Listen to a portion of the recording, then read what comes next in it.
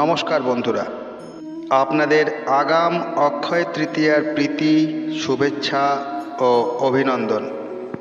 বড়দেরকে আমার প্রণাম এবং ছোটদেরকে অনেক অনেক ভালোবাসা।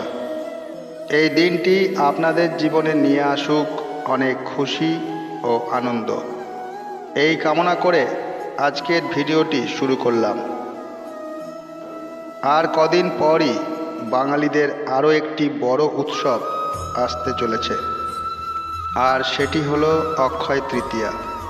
ঠিক পয়লা বৈশাখের মতনই এই দিনটি একটি গুরুত্বপূর্ণ দিন হিসেবে বিবেচিত হয়ে থাকে। এবছর 1432 বঙ্গাব্দে অক্ষয় তৃতীয়া পড়েছে আগামী 16ই বৈশাখ 30শে এপ্রিল বুধবার। অধীর আগ্রহে আমরা প্রত্যেক বছর এই দিনটির জন্য অপেক্ষা করে থাকি, কারণ বছরের অন্যতম শ্রেষ্ঠ ও গুরুত্বপূর্ণ দিন হিসেবে বিবেচনা করা হয় এই দিনটিকে, যে কারণে বিভিন্ন প্রকার শুভ ও মাঙ্গলিক কাজগুলি এই দিনটিতে করা হয়ে থাকে। অক্ষয় নামের মধ্যেই রয়েছে এই দিনটির মাহাত্ম্য। অক্ষয় শব্দের অর্থ যার কোনো ক্ষয় নেই, অর্থাৎ এই দিন আপনি যে কাজই করুন না কেন তার ফল আপনাকে সারা বছর, এমনকি সারা জীবনই ভোগ করতে হয়, তা ভালো কাজই হোক অথবা খারাপ কাজ। আজকের এই ভিডিওর মাধ্যমে আপনাদেরকে অবগত করব এবছর 2032 বঙ্গাব্দে অক্ষয় তৃতীয়ার তিথি কবে এবং কখন পড়েছে। এই দিন আপনি কোন কোন শুভ এবং মাঙ্গলিক কাজ করতে পারবেন এবং কোন কোন কাজ এই দিনটিতে করা উচিত নয় তা জানব এই ভিডিওর মাধ্যমে। আশা করি এই ভিডিওটি আপনাদেরকে সমৃদ্ধ করবে। এবছর 1432 বঙ্গাব্দে অক্ষয় তৃতীয়া পড়েছে আগামী 16ই বৈশাখ 30শে এপ্রিল বুধবার। যদিও এই তিথি শুরু হচ্ছে আগের দিন 15ই বৈশাখ মঙ্গলবার রাত্রি 8:24 থেকে, এবং এই অক্ষয় তৃতীয়ার তিথি থাকছে পরের দিন 16ই বৈশাখ বুধবার সন্ধ্যা 6:12 পর্যন্ত। উদয়া তিথি হিসেবে বুধবার দিনটিতেই অক্ষয় তৃতীয়ার পুজো সম্পন্ন করতে হবে। এই অক্ষয় তৃতীয়ার দিনটিতে অমৃত যোগের সময় থাকছে বুধবার সকাল 6:44 থেকে সকাল 9:21 পর্যন্ত, আবার সকাল 11:06 থেকে বিকেল 3:28 পর্যন্ত, এবং বিকেল 5:11 থেকে সন্ধ্যা 6:12 পর্যন্ত।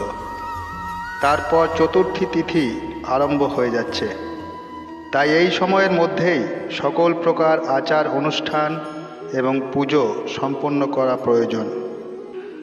অক্ষয় তৃতীয়ার দিন সবথেকে যে কাজটি করা পুণ্যের তা হলো স্নান ও দান। যদি পারেন এই দিন গঙ্গা স্নান করতে তাহলে খুবই পুণ্য লাভ হয়। যদি তা সম্ভব না হয় অন্ততপক্ষে স্নানের জলে সামান্য গঙ্গার জল মিশিয়ে স্নান করুন, এবং পারলে এই দিনটিতে কোনো গরিব বা অভুক্ত ব্যক্তিকে খাবার দান করুন। তবে লক্ষ্য রাখবেন সেই খাবারের সাথে যেন 1 ঘটি জল অবশ্যই থাকে। এই কাজটি করতে পারলে অত্যন্ত শুভ ফল প্রদান করে। এই দিন ঠাকুর ঘরে লক্ষ্মী গণেশের মূর্তি বা ফটো থাকলে তাদের পুজো অবশ্যই করবেন, এবং সঙ্গে বিষ্ণুর পুজোও করবেন। সারা দিনে যে কোনো সময়ে যে কোনো দেবদেবীর মন্ত্র 108 বার জপ করুন। তা যে কোনো দেবদেবীরই করতে পারেন, বিশেষ করে শ্রীকৃষ্ণ, গণেশ, লক্ষ্মী বা গায়ত্রী মন্ত্র যাই হোক জপ করতে পারেন, তবে 108 বারই জপ করবেন। এই দিন যে সকল কাজগুলি করা যায়, যেমন নতুন ঘরে গৃহপ্রবেশ, নতুন দোকানের উদ্বোধন, কোনো দেবদেবীর মূর্তি প্রতিষ্ঠা, গৃহ নির্মাণের কাজে ভিত পুজো ইত্যাদি। এই দিন যে কাজগুলো একেবারেই করবেন না সেগুলি হলো, আপনার ঘরের আঙিনায় যদি কোনো ভিখারি আসে তাকে খালি হাতে ফেরাবেন না, অন্ততপক্ষে সামান্য কিছু দিয়েও সন্তুষ্ট করুন। এই দিন কারোর সাথে কোনোরূপ ঝগড়া বা কটু কথা বলবেন না, কারোর সম্বন্ধে খারাপ কিছু ভাববেন না। চেষ্টা করবেন চুপ করে থাকা, রাগ করবেন না, কোনো প্রকার নেশা করবেন না, কারণ মানুষ নেশাগ্রস্ত হয়ে অনেক সময় নিজের অজান্তেই খারাপ কথা বা খারাপ কাজ করে ফেলে। তাই নেশা জাতীয় দ্রব্য সামগ্রী থেকে দূরে থাকবেন। এই দিন পরিবারের সকল সদস্যদের সাথে মিলে হাসি খুশি দিন কাটাবার চেষ্টা করবেন এবং সর্বোপরি সারাদিন ব্যাপী নিজের ইষ্ট দেবতাকে স্মরণ করুন। দেখবেন আপনাদের জীবন সুখ, শান্তি, সমৃদ্ধি এবং আনন্দে ভরে উঠবে। আশা করি এই ভিডিওটি থেকে আপনারা একটু হলেও সমৃদ্ধ হয়েছেন। যদি ভিডিওটি আপনাদের ভালো লেগে থাকে তাহলে একটি লাইক করে দেবেন এবং কমেন্ট বক্সে ওং গাং গণেশায় লিখতে ভুলবেন না এবং আপনজনদের মধ্যে শেয়ার করে দেবেন। আর এই ধরনের ভিডিও আগামী দিনেও পাওয়ার জন্য চ্যানেলটিকে সাবস্ক্রাইব করে পাশে থাকা বেল আইকনটিকে প্রেস করে দেবেন। সবাই খুব সুস্থ থাকুন, ভালো থাকুন, আনন্দে থাকুন, ঈশ্বরের কাছে এই কামনা করে আজকের ভিডিওটি এখানেই শেষ করলাম।